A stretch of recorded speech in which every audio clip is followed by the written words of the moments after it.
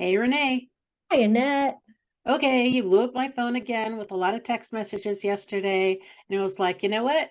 If God's giving you something, let's go ahead and talk about it today. So you got the floor, Yeah. girl. Ready? So Yes. I read a scripture. Actually got two of them, but we talked about that in a different message. So this is Psalm 139, and got to get the glasses on so I can read it. Psalm 139, verses 14 to 15. Some of you probably know it, but we're going to read it. Thank you for making me so wonderfully complex. Your workmanship is marvelous, and how well I know it. You watched me as I was being formed in utter seclusion, as I was woven together in the dark of the womb. And yes, I blew up your phone. But before I share what I blew up the phone, is, it talks about your workmanship is marvelous. And the thought came to mind was, when have I seen or felt that God's workmanship was marvelous? Not about myself, but about what he's done, his workmanship. I was just thinking about that. And it was when traveling with my husband and going on this 9-day camping trip and seeing these different mountain ranges. And one was Crater Lake. We went to the top of this mountain, and the fact that we could be at the top of this mountain and sit on the edge of it and have your feet kind of dangling over, though I kind of kept from the edge because I didn't want to fall over. But I saw this beautiful, it was a lake down below, and the mountains all around me. I was at the peak of them, looking at them and sitting at God's creation, and the colors I had never seen before either, just this beautiful teal in the water. It blew me away at how amazing it felt to be in the middle of God's creation that way. I'm so amazed to see colors like that. It's one thing to see a crayon box and see colors like that, but it's a whole nother thing when you sit on the edge of a mountain and you look down at water, and it's not the ocean and it's not a regular lake. This is the middle of a mountain with these teal colors and peacock teals, and I'd never seen such vibrant colors before. And I came to instant tears. Being in the presence of God is what I felt like. Seeing something new like that was so magnificent and breathtaking to me. And the second time I experienced that was traveling with friends. And we get to the top of another mountain, but at the top of this mountain, you saw a valley. So you're looking across and you're seeing all of these ridges, and they're the depths and the different colors. It goes from that gray to the purple to the black. And it blew me away that I could just sit there and I'm like, man, if I was just as good as God, I'd paint this, because it was just so breathtaking. It was so beautiful to me, you know? And then to read this verse, and it says, your workmanship is marvelous, how well I know it. And then it talks about how he formed us. And almost, to me, I had to pause because it caught me off guard. I could see God's workmanship and marvelousness, but I don't see that kind of awe in myself. And it also says how well I know it. I don't know how well. What does it say? How well I know it about his workmanship being marvelous. It tells me I need to study some more. It tells me I need to know him more. It tells me I need to ask him to show me more, because I'm not there yet. I don't think anybody is, but I think you got the right thing in mind. Yeah. There's What more did that scripture discovering for us to experience. say? That last line again? I didn't hear There's you. more discovery for us to have and experience, True. because the more we find out about us, the more we could see how we're relating to God and what we're thinking God, what our thoughts are about God towards us. And when we're abused, we don't always think that God has great thoughts towards us No. or great plans for us, or did the workmanship like he did in other things with us. It's interesting because I was even with my grandkids like 2 weeks ago, and we were just playing. And I'm like, Lord, give me a word, give me something that I can share with them from the Bible, because I want to be able to, pepper that into them. They're already getting it from mom and dad and from, church and from school. But for me, what do I learn from the word that I can share with my grandbabies, and share with my family? And that was the word. He tell your grandbabies that this verse, that I made them before they read. I knew the color of their hair. I knew how many pieces of hair is going to be on their head. So, I do it in my style. I don't read them the verse by verse, word for word, but I just say, you know how cool you are. This is what God did for you. He planned you. And while it was still dark, here's what he did. And he put all these pieces together. And you are so unique, and you are so important, and you are so different from every other person that God chose to make. He loves you that much to make you that different and to know that many pieces of hair. Do you know how many pieces of hair you have? No, but he does. But just the way you did it right now, pretend wise towards your grandchild, can you say all of that towards yourself? And be that positive? Right? Yes. Probably not as enthusiastic. Well, I think it keeps us humble, that's for sure. It does, but we should be able to accept the gift that God has given us of life and call it good. True. And not make it muddy with our opinions of ourselves or the opinion we've let others speak about us. Yes.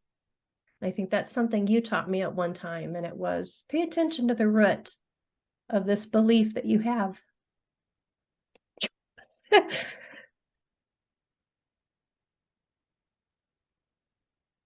remember doing that work one time with you,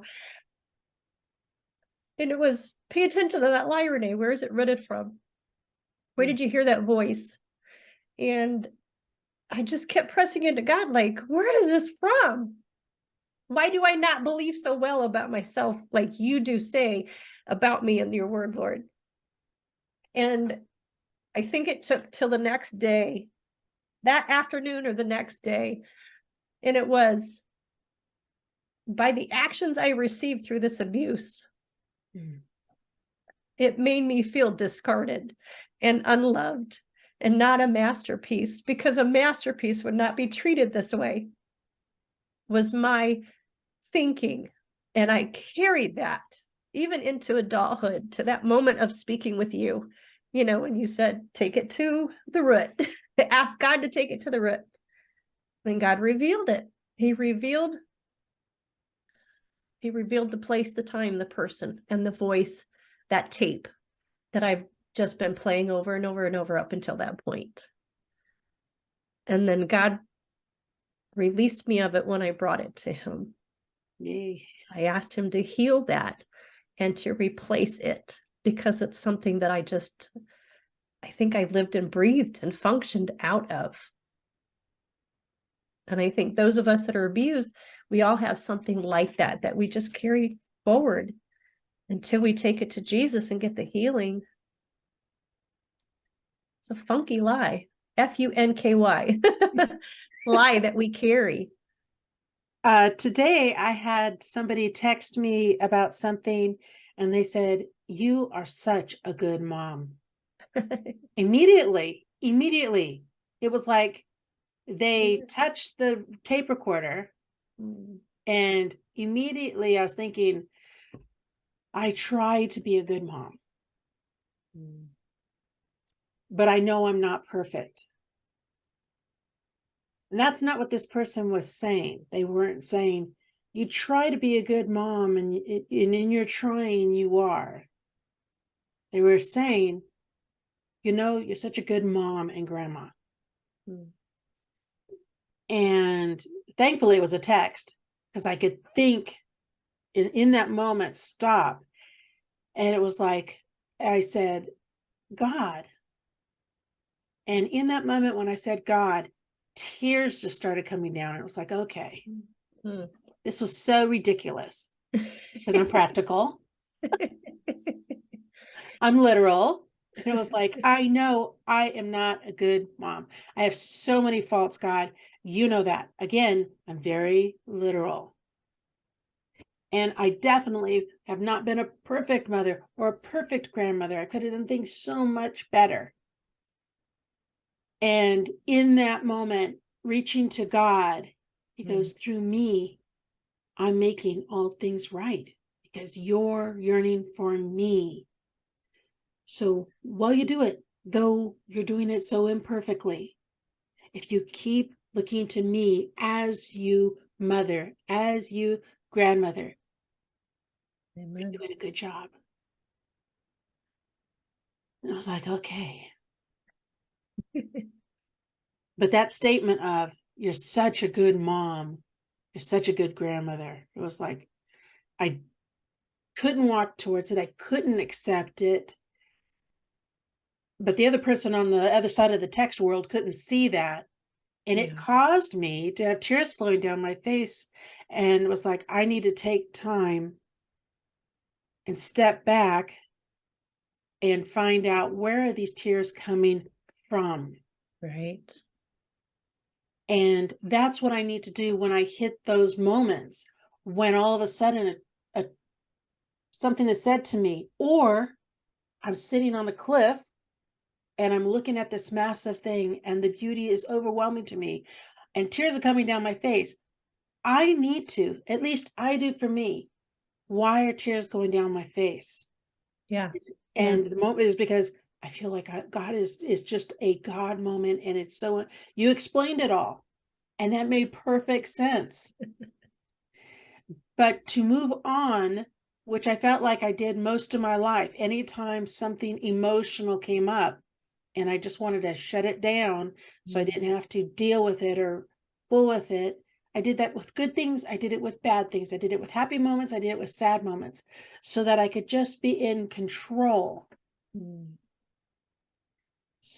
And doing that, I never dealt with those feelings that were underneath. So I didn't know.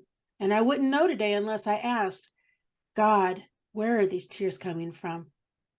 What is it? Yeah.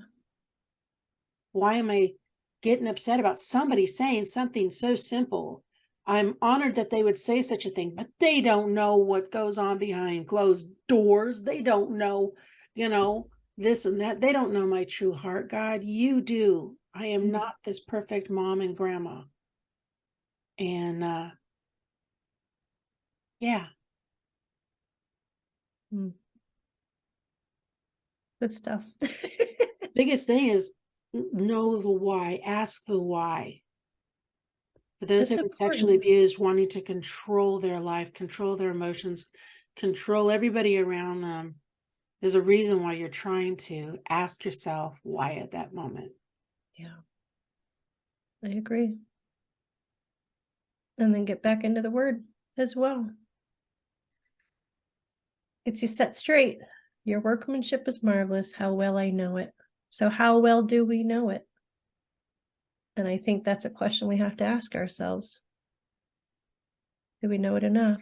Do we still doubt? You're doubting even you as a grandma and a mom. Yeah. And for me, it was the hesitation of even my value, We need to know him more so that we can understand his marvelous workmanship Yes. and to be able to delight in it more as well, and delight in ourselves, in what he created. We will walk different when we do that. I We believe. do. And you walk different, even just sitting and getting up and walking away from that beauty that you encountered. It's still with you to this day. How many years ago was that? At least 10. And look at you. You talked about it today like you went last weekend. Oh, yeah. There's, oh, You go. yeah. Those colors are still in my head. Like, oh, if I could paint, if I could, if I could be a hint of God's ability and to be able to redraw that. What a gift he's given you. It's awe. It sends you in awe.